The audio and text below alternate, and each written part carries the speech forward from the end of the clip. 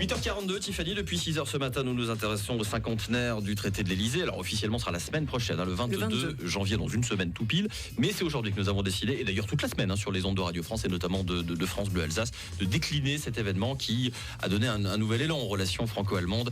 Traité qui a également été source d'inspiration pour Lionel Courteau, qui est avec nous en direct. Bonjour Lionel. Bonjour Olivier. Vous avez écrit une pièce qui s'appelle tout simplement Le Traité Der Vertrag, qui sera présentée pour la première fois au public samedi au Préau d'Oberhausbergen, à l'occasion de ce 50e anniversaire de l'amitié franco-allemande. Et il me semble, en tout cas je n'en ai jamais parlé moi sur cette antenne, que c'est une première dans le sens où c'est un réel docu-fiction que vous allez proposer sur scène. Oui, voilà, c'est ça. En fait, l'idée, c'est d'abord à l'origine une commande du Centre culturel franco-allemand. Et l'idée, c'était de trouver une manière originale de célébrer donc le cinquantenaire du traité de l'Elysée. Donc moi, ce que j'ai proposé, c'était de recréer en fait la genèse du traité lui-même en recréant les discussions qui ont auguré donc de celui-ci entre De Gaulle et Adenauer.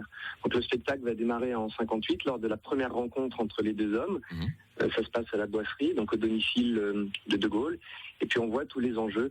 C'était un pari assez incroyable à l'origine, puisque pour les Allemands, en 58, De Gaulle est considéré comme anti-germanique. Donc il y a tous les antécédents de l'histoire. Donc il y a une vraie crainte pour Adenauer. Et puis on voit comment petit à petit, une véritable amitié, une amitié assez incroyable, va naître entre les deux personnages.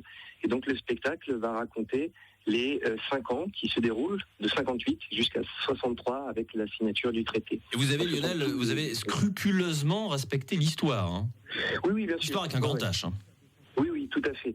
Donc c'est un petit peu le pari, essayer de retrouver à travers différentes recherches les thèmes abordés entre les deux. Alors évidemment, il y a certainement des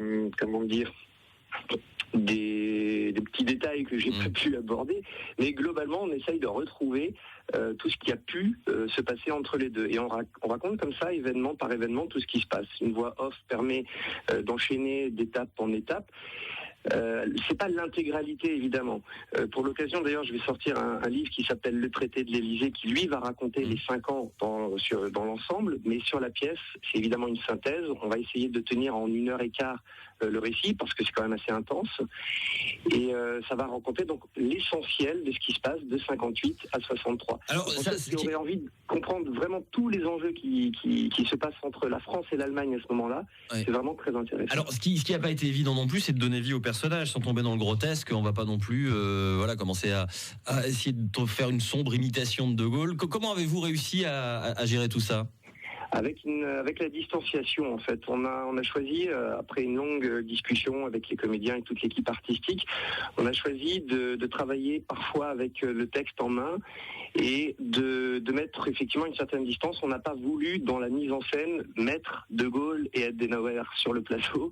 Les comédiens, évidemment, ne se sentaient pas vraiment la capacité à devenir De Gaulle. Et puis, effectivement, vous l'avez très justement dit, on voulait éviter le grotesque. Donc, effectivement, on a mis une certaine distance. Un narrateur est sur scène aussi. Et puis, alors, c'est à la fois ludique et bien sûr pédagogique. On essaye d'expliquer exactement ce qui se passe au fur et à mesure de l'histoire. Et effectivement, de manière un petit peu originale, comme ça, on a essayé de mettre une certaine distance. C'est du théâtre dans le théâtre. En fait. En tout cas, moi, ça me donne vraiment envie d'y aller. Je pense que je vais réserver ma place pour le 19 janvier à 20h30 au Préau d'Oberhausbergen. C'est gratuit, notez-le, pour cette première représentation. Il faut néanmoins réserver auprès du Préau. Vous aurez toutes les coordonnées sur Internet, www.le-préau.fr. Et puis ensuite, une sorte de tournée. Alors, les dates sont en train de se cumuler. Il y en a de plus en plus. Alors, pour l'instant, vous notez le 25 janvier à Karlsruhe, puisque c'est quand même franco-allemand tout cela.